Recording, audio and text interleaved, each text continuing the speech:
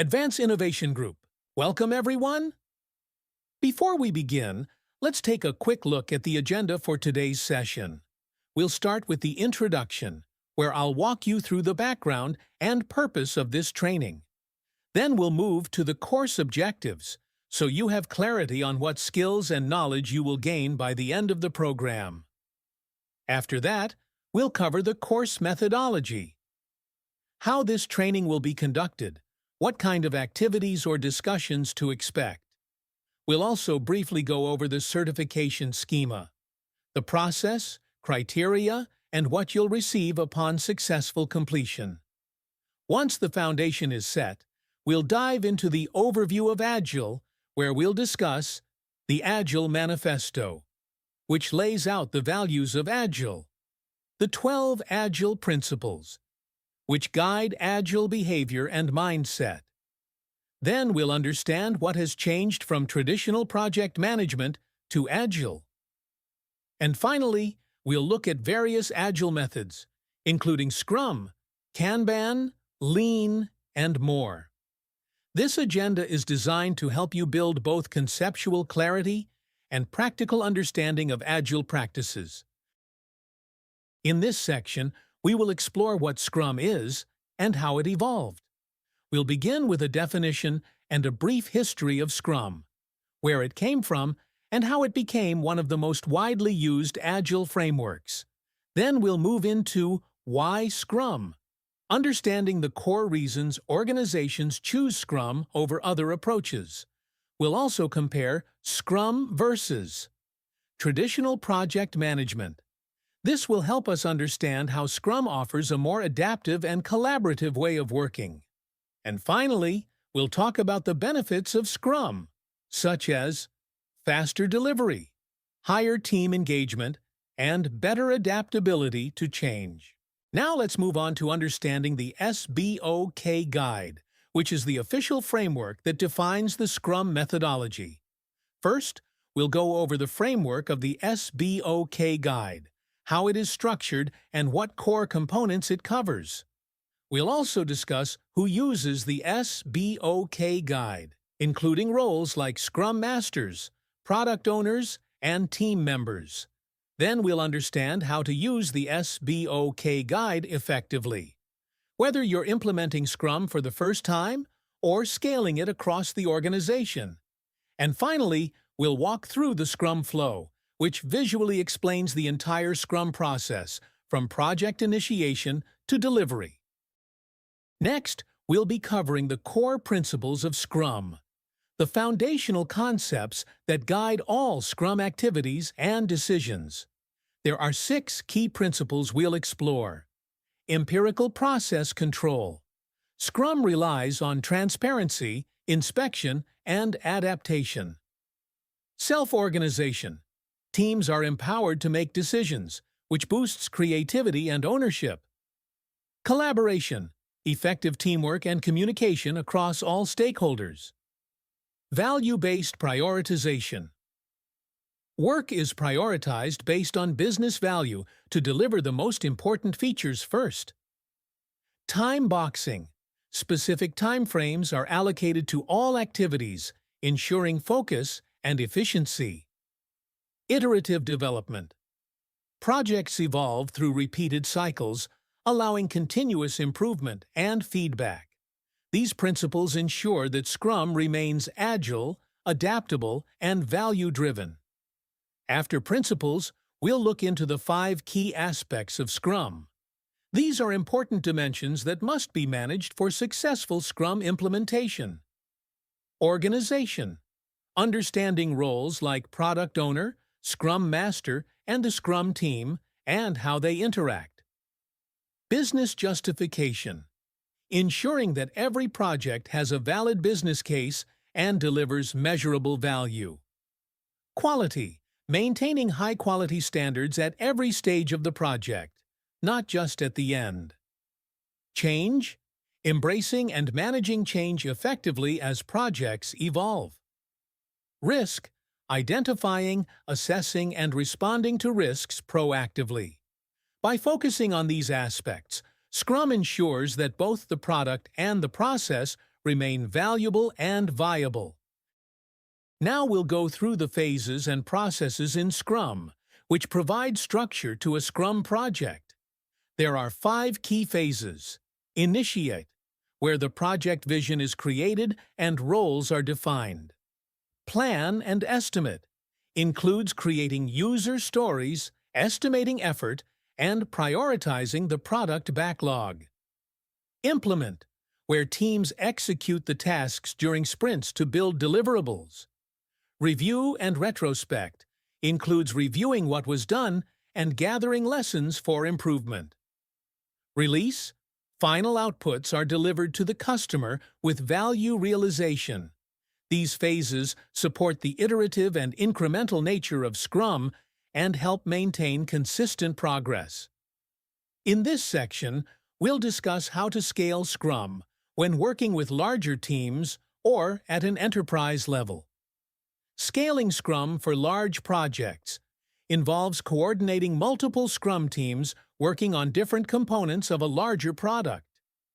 Scaling Scrum for the enterprise focuses on aligning Scrum practices across various departments and business units, not just within the development team.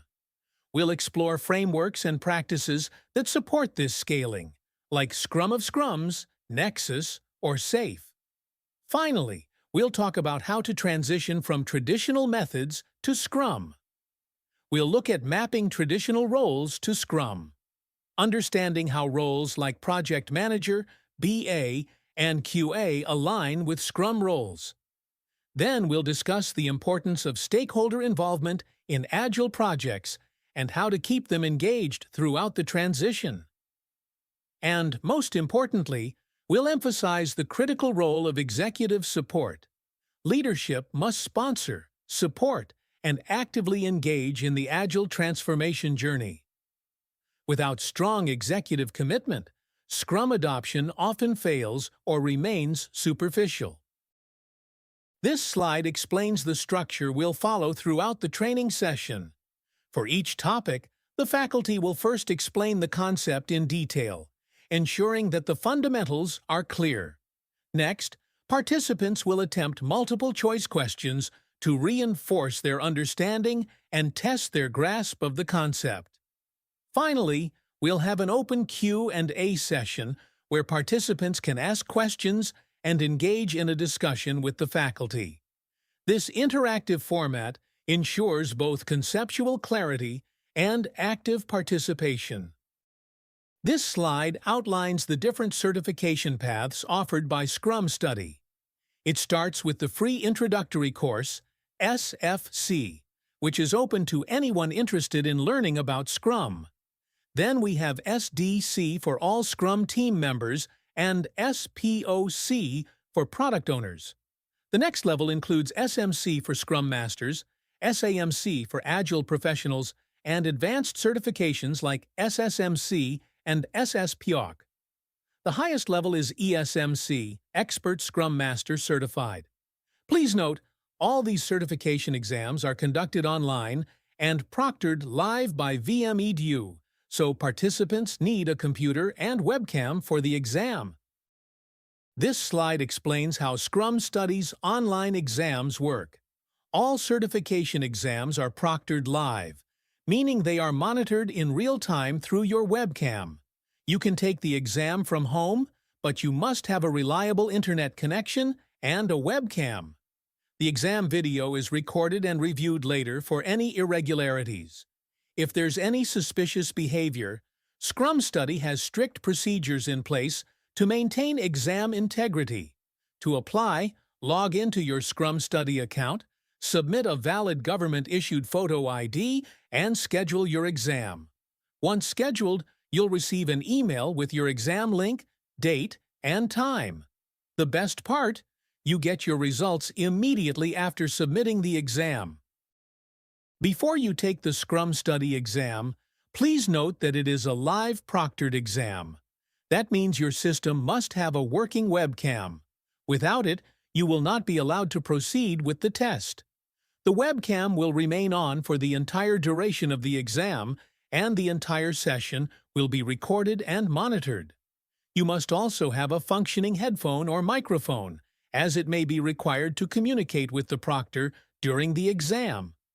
This test is compatible with all modern browsers, such as the latest versions of Google Chrome, Mozilla Firefox, or Internet Explorer. Please ensure that your browser is updated to avoid any technical issues. The Scrum Master Certification exam is conducted online and consists of 100 multiple-choice questions. You'll have 120 minutes to complete the exam, which means time management is key. There is no negative marking, so it's always worth attempting every question. The exam is proctored live, which means you'll be monitored throughout the session via webcam to ensure fairness and integrity. For those preparing for the Scrum Master Certification, it is crucial to thoroughly study the SBOK guide. While the entire book is useful, the exam especially focuses on some key chapters and sections. Chapters like Introduction, Principles, and the entire process phases, from initiate to release, are very important. Also, pay close attention to specific sections in the organization, business justification, quality, change, and risk chapters. A well-planned study of these topics will greatly increase your chances of success. As part of your classroom training, you will be provided with 4 key materials that will help you understand and apply Scrum concepts effectively. 1. Case Study Book. This includes a real-world scenario that will be referenced throughout the training. It helps in applying concepts in a practical context. 2. Estimation cards. These are used in classroom activities to understand estimation techniques in Scrum, like planning poker. 3. Process Chart. This visual guide outlines the Scrum flow and key processes from initiate to release. It's a great quick reference tool. 4th SBOK Guide. This is the main body of knowledge for Scrum. You'll use this for detailed learning and exam preparation. Also, please note that a PDF copy of the presentation has already been sent to your email. Make sure to check your inbox or spam folder.